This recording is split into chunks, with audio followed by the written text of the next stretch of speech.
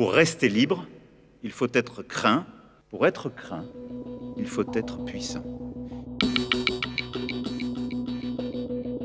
Au Groenland, territoire autonome du royaume de Danemark, les Européens ont une responsabilité particulière. La France a décidé de se joindre à l'exercice qui a été programmé et lancé par le Danemark de manière souveraine et indépendante. Une première équipe de militaires français est déjà sur place et sera renforcée dans les prochains jours par des moyens terrestres, aériens et maritimes. Nous sommes dans un monde où des puissances de déstabilisation se sont réveillées. La différence, c'est que nous voyons que des certitudes qui parfois avaient des décennies sont remises en cause. Et l'Europe est bousculée dans certaines de ces certitudes. Et elle a des compétiteurs qu'elle ne pensait pas voir, et elle a parfois des alliés qu'on pensait prévisibles, toujours à nos côtés, qui se mettent à faire douter beaucoup, voire qui se retournent vers ceux qui doutaient le moins.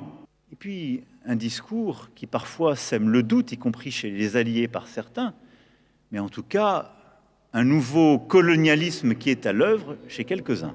Nous avons vu la capacité d'innovation et l'accélération sur le théâtre ukrainien, et soyons clairs, nous sommes en retard. Nous sommes à portée de ces tirs. Et donc, si nous voulons, là aussi, rester crédibles, nous devons, nous, Européens, et tout particulièrement la France, qui dispose de certaines technologies, nous saisir de ces nouvelles armes qui changeront la donne à court terme.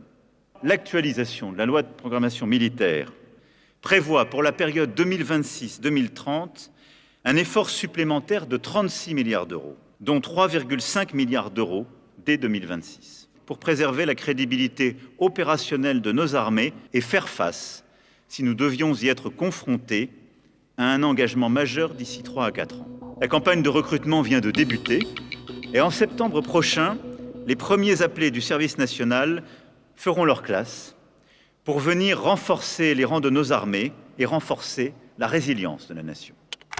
Nos armées, et toutes nos armées, sont notre assurance vie. Le signal envoyé à nos partenaires ukrainiens, aux autres Européens et au monde, c'est que nous sommes prêts. Nous sommes prêts à dissuader face aux nouvelles agressions ou à tenir la paix sur notre sol.